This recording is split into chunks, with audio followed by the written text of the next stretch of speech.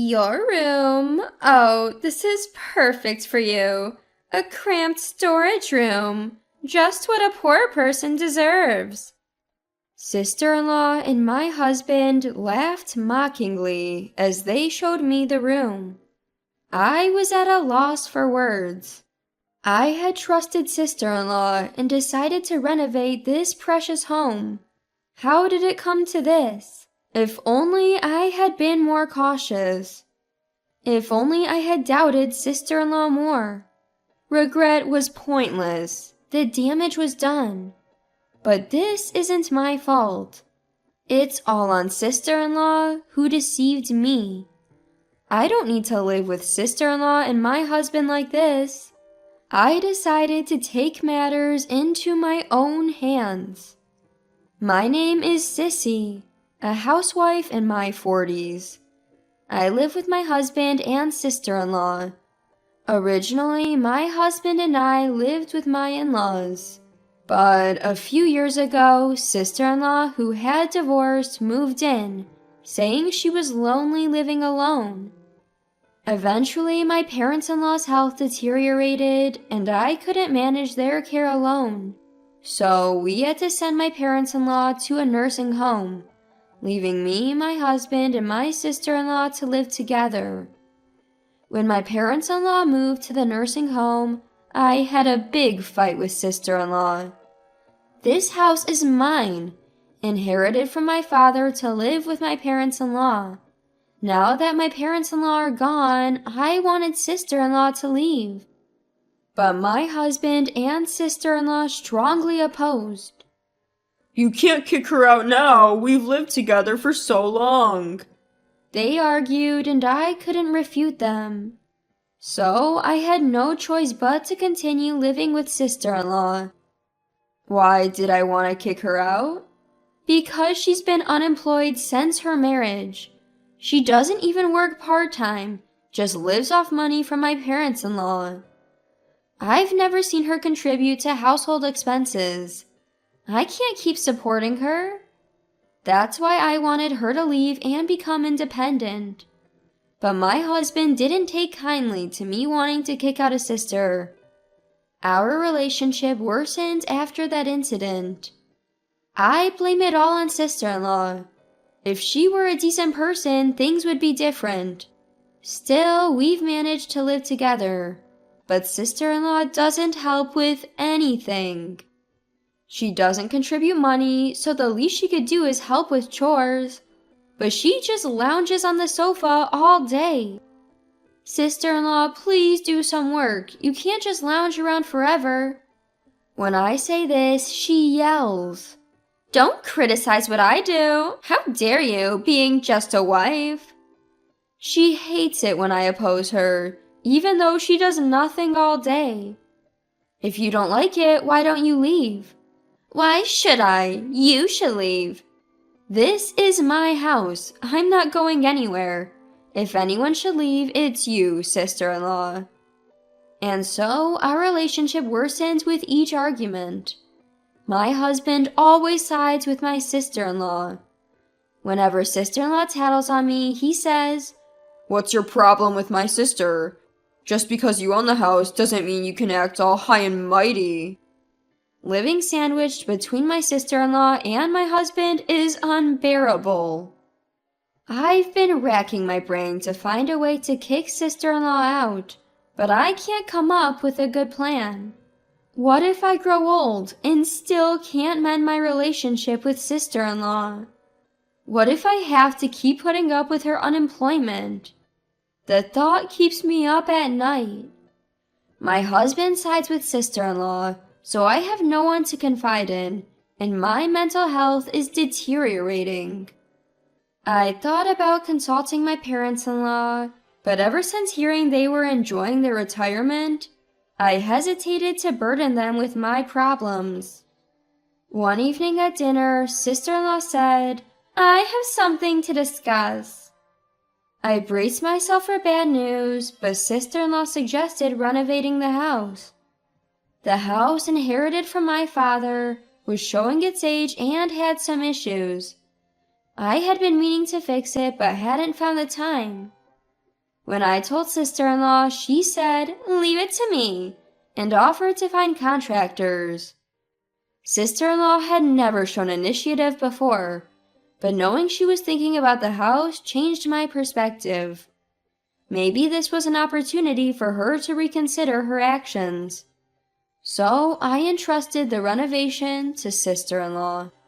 At first, I kept an eye on her, but things started to look suspicious. She found contractors that were suspiciously cheap or known for shoddy work. When I questioned her commitment, she fake cried and complained to my husband. He misunderstood and scolded me, saying, "How could you treat my sister like that when she's trying to help?" From then on, anytime I confronted sister-in-law, she threatened to tell my husband. He started to view me negatively and would scold me without even listening.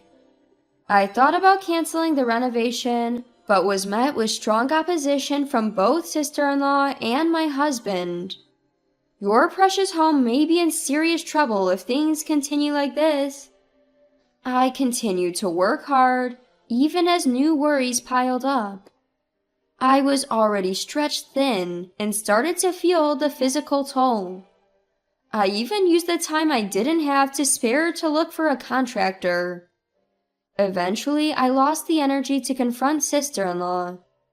When she suggested sketchy contractors, I'd say, "If you think it's fine, then it's fine." Sister-in-law seemed pleased and took over the entire renovation process. After spending a few days in a business hotel, I received a message from sister-in-law saying the renovation was complete. The house looked surprisingly good and fit well into the neighborhood. Maybe I had been worrying for nothing. Maybe I had misunderstood sister-in-law. Maybe I had misunderstood too much about sister-in-law. In reality, she's a nice person if you talk to her properly. So maybe we've just kept running into each other. I decided to mend our relationship. Let's try to make progress little by little. And walk down the new hallway. "Sister-in-law, where's my room?" I was tired from the hotel stay and wanted to rest. Sister-in-law stopped in front of a storage room. "Your room? Ah, this is perfect for you. A cramped storage room. Just what a poor person deserves." Saying that, sister-in-law opens the door. She opened the door to reveal a small, dim room. I saw my husband laughing out of the corner of my eye. He must have known this would happen. "You think I'd let a wife like you have a decent room? You're such an idiot." Sister-in-law laughed. My husband joined in. I was at a loss for words. Why did I ever agree to the renovation? If I had been more cautious, if I had doubted sister-in-law more, this wouldn't have happened. I regretted letting them have their way with the house my father gave me, and resentment towards sister-in-law and my husband surged within me. I felt foolish for thinking we could reconcile. Sister-in-law and my husband were hopeless. "Fine, I'll leave then," I said and turned around. My sister-in-law and her husband tried to stop me, looking panicked by my unexpected move. Hey, you're just gonna walk out on your home like that? This is your family home, isn't it?" "Yeah, if you leave, this house will be ours, fair and square." "What are you talking about? If I leave, I'm selling the house." Hearing this, both of them gasped in disbelief. Unbelievable. They didn't even understand something so basic. This house was bought by my father and passed down to me. I'm the legal owner. It's my call whether to sell the house or not. I have no reason to own a house I'm not living in, so selling it is the obvious choice. "You can't just do whatever you want. What about our lives?" My sister-in-law retorts, her face turning red. Neither she nor my husband have any say in my decision. "I don't need your permission. It's late now, so I'll contact a real estate agent tomorrow." I head for the door again. They shout, "Wait!" but I ignore them. Later, I move to a weekly apartment and start planning my next steps. My phone keeps ringing from my sister-in-law and her husband, so I block their calls. Idiots who don't even understand their own situation. How did they think they could live in that house? Did they imagine my parents-in-law bought it for them? My parents-in-laws aren't wealthy. Even if they passed away, they leave only a small inheritance. Despite this, my foolish sister-in-law and husband seem to be under some delusion. This is a good opportunity to set them straight. I'll teach them who's making their lifestyle possible. Determined, I move on to my next steps. The next day, I go to a real estate agency to get the house appraised. But they're fully booked, so it'll be a while before anything happens. I decide to go back home to update my sister-in-law and husband. When I get there, the house is a mess.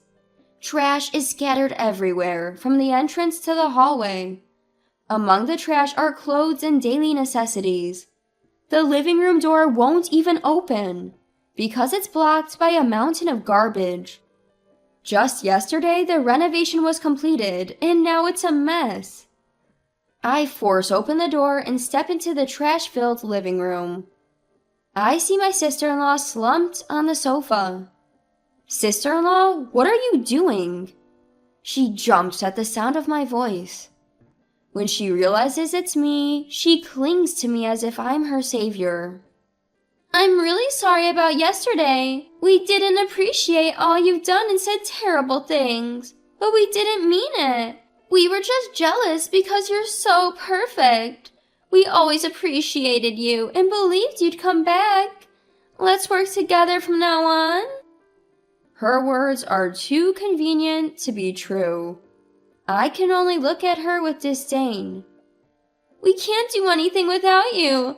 Look how dirty the house got in just one night," she says, looking around disgustedly. When we lived together, I did all the housework. Neither of them ever helped, especially with cleaning. If I didn't clean, they'd just leave the rooms messy. But I had never felt this disgusted before. If two people are this good at trashing a house, it's no wonder I felt so drained from housework. I sigh at my sister-in-law's attitude and their inability to clean, and she timidly says, "Sissy?" Ignoring her, I say, "We'll talk when my brother gets home," and start cleaning the house for the last time. A few hours later, my husband returns from work. By then, the house is mostly clean, and both of them applaud, saying, "Impressive." I can only shake my head at their incompetence, but at least there's a place to sit now. I motion for them to sit. Then I slam a paper on the table. Their faces turn pale when they see it's a divorce application. "Wait, Sissy, this is a joke, right? You're not planning to abandon us?" "Yeah, how will we survive without you?" Both my sister-in-law and husband cling to me. Ridiculous, after treating me so poorly just yesterday. I'm sorry, but I don't have time to maintain a house or do chores for people like you. "Don't say that. We've been getting back together, haven't we?" We managed until now, but I've reached my limit. I'm done with both of you. Let's end this. I urge them to sign, but my husband refuses. My sister-in-law also tries her best to stop him, saying, "Don't sign it." If you don't agree, I'm considering taking this to court. Is that okay? Finally reaching their limit, my sister-in-law starts apologizing profusely. "I'm really sorry. I apologize for how we've acted. Please don't divorce us or take us to court. Don't abandon us." She pleads, tears streaming down her face. My husband also starts apologizing deeply. But my decision was unshakable. After that, we continued divorce negotiations through lawyers. Eventually, they gave in and we divorced. Because of their treatment of me, it was a fault-based divorce, and I received compensation. I successfully sold the house, and they were left homeless, wandering the streets. My ex-husband even quit his job due to the scandal and the shock of losing the house. Now, he and my former sister-in-law are scraping by, living in an old apartment and working part-time. My former parents-in-law finally learned about their actions and cut ties with them. They're struggling on their own now. As for me, I was able to sell the house for a higher price than expected and use the money to rent a decent apartment. Now I'm enjoying a comfortable life, working from home. Living alone after so many years was initially challenging, but it became incredibly comfortable to my own surprise. After spending so long serving others, I want to live kindly for myself from now on.